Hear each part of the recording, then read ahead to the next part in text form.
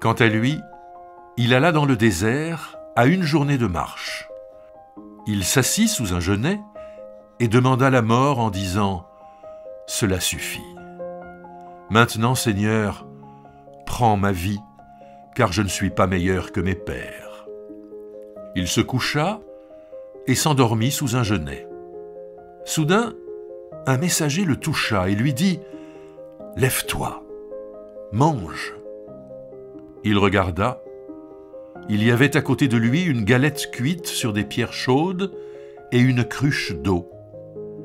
Il mangea et but, puis se recoucha.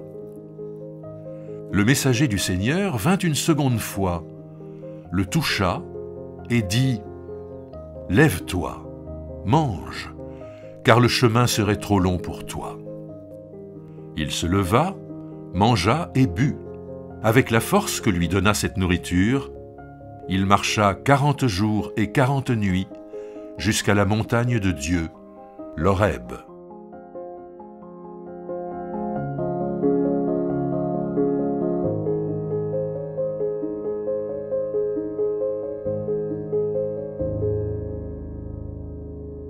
Dans le premier livre des rois, nous trouvons le cycle d'Élie. Et dans le chapitre qui précède le passage que nous avons lu, il y a cette grande confrontation de Élie avec les prophètes idolâtres, les 400 prophètes de Baal et les 450 prophètes de l'Achéra sur le mont Carmel. Alors, Élie convoque les prophètes, il leur demande de préparer un sacrifice, lui-même prépare un sacrifice, et puis chacun invoque son Dieu pour que le feu descende du ciel. Toute la journée, les prophètes du Baal dansent, se tailladent autour du feu pour appeler l'intervention divine, mais rien ne se passe. Élie verse de l'eau d'abord sur son sacrifice, il fait une simple prière, et par sa simple prière, le feu descend du ciel. Alors Élie ordonne qu'on saisisse tous les prophètes du Baal, et il les fait égorger. Évidemment, cela a suscité le courroux de la reine qui décide de poursuivre Élie, et voici que Élie fuit.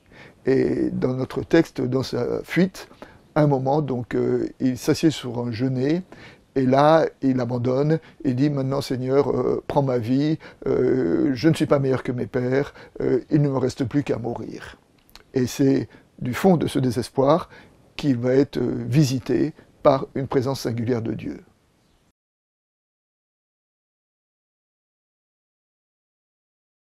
Un ange va voir Élie, dispose à ses pieds une galette cuite sur des pierres chauffées et une cruche d'eau, et puis il lui dit « bois et mange ».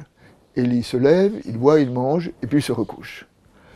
Une deuxième fois, l'ange revient et lui dit « bois et mange, sinon la route sera trop longue pour toi ». Élie se leva une deuxième fois, il mangea et but, et avec les forces reçues dans cette nourriture, il marcha 40 jours et 40 nuits jusqu'à l'Horeb. Et l'Horeb, c'est la montagne de Dieu. Parfois, on a bien besoin d'un peu de nourriture pour reprendre notre marche jusqu'à la montagne de Dieu.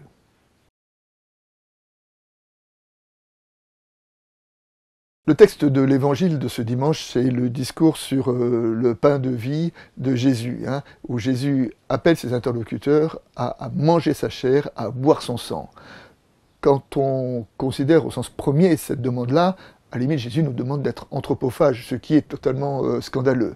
Là, Jésus fait de la théologie à coups de marteau pour ébranler notre bonne conscience spirituelle et de nous dire, oui, parfois, nous avons besoin de la nourriture de Dieu pour reprendre notre marche. Nous avons besoin d'inviter Dieu à travers le pain et le vin dans notre intériorité, sur le lieu de nos propres peurs, sur le lieu de nos propres fatigues, sur le lieu de nos propres désespoirs, pour recevoir cette force qui nous permet de reprendre notre route, notre chemin vers la montagne de Dieu.